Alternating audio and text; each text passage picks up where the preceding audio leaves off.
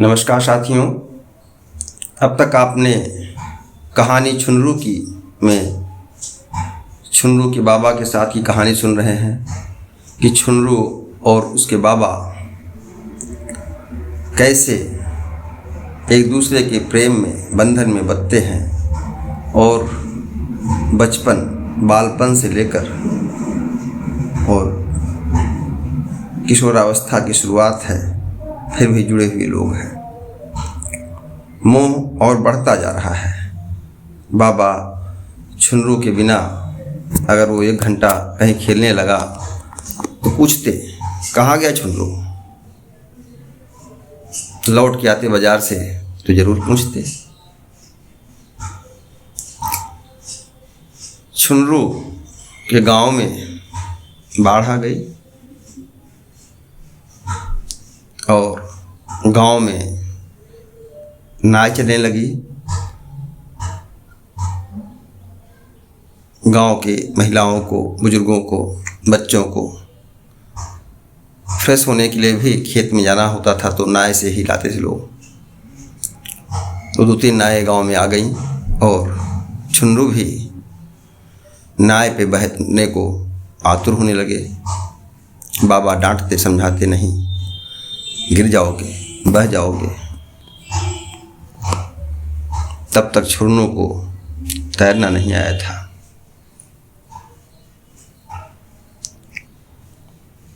और छुनरू की जिद थी कि जाएंगे। सो बच्चों के साथ, अपनी मित्र मंडली के साथ, उनके कुछ लंगोटिया यार टाइप के मित्र हैं, हीरा, नानू, हीरा और नानू उनके अच्छे मित्रों थे।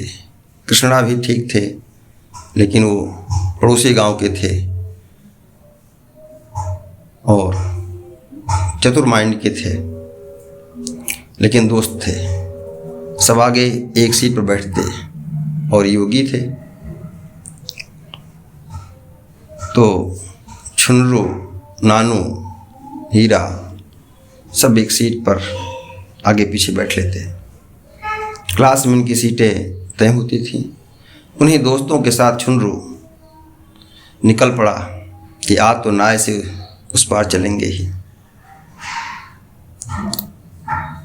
नाव से उस पार जाते हैं बच्चे हैं, नाव वाले को पटा लेते हैं, बाबा ने कहा है। और बाबा ने कहा तो फिर कैसे बात टाल दे नाव वाला, जो सरकारी मजदूरी पर है नाव वाला। वो बच्चों को लेके महुआरी में जाता है। यहाँ थोड़ी ऊंचाई है, वहाँ बाढ़ का पानी नहीं है, वहाँ ये बच्चे खेलते हैं। खेल खेल में चूँकि चारों ओर पानी भरा हुआ, तो जहाँ ऊंचापन होगा वहाँ पर जानवर आ जाएंगे, सामान्य और विषैले भी। छुनरू खेल ही रहा था और उधर से एक काला गेहुअन सीधे रास्ते से आ रहा था। दौड़ में था छुनरू, गेहुअन उसके पैर में लपेट देता है। गजब की बात, छुनरू पर जब गेहुअन चढ़ता है तो जान नहीं पाता, उसे लगा दूध कुछ हो रही है। जब देखता तो भयभीत होकर पैर को झाड़ देता है और सांप रेंगता हुआ दूसरी साइड चला जाता है। और छुनरू को उस चंद मिनटों में ही लगा कि मौत और ज़िंदगी कैसे एक साथ चलती है। काला नाग गेहुअन लपेट करके और अपने फन को कर लेता है, इसे काटता नहीं। और जब डर के भयभीत होता है छुनरू, पैर झाड़ता है तो सांप चला जाता है। ये घटना उसके मित्र आके गांव में शोर कर देते हैं। बाबा, माता सब चिंतित। तुमको नहीं जाना था, मना किए थे, बाबा डांटे थे। क्यों चले गए? और बाबा के नाम पर ही चले गए। न्याय वाला लिख चला गया। बाबा को कहना पड़ा कि अब भले कोई मेरा नाम ले, मत ले जाना न्याय को, बच्चों को इस तरह से, बच्चे किसी के भी हों। घटना, बड़ी घटना होने से बच गई और बाबा और छुनरू दोनों चिपट गए। माँ भी अपने को ढांढस बचाती हुई बहुत दुलराई छुनरू को। लेकिन छुनरू तो छुनरू है, उसकी बदमाशियाँ या कह लीजिए कि उसके साहस की बढ़ोतरी करने वाली घटनाएं क्रमशः उसके जीवन में घटती चली जाती हैं।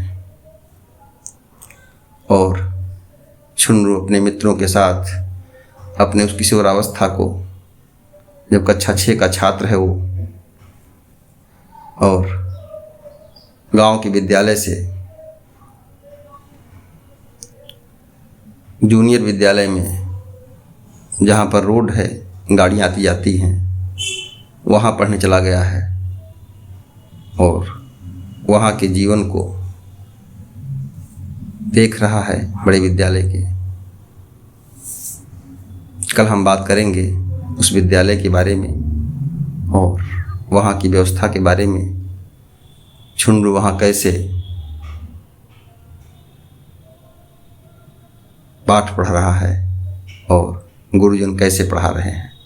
नमस्कार साथियों, मेटिया गुरु को लाइक, सब्सक्राइब और शेयर करें। धन्यवाद आपका।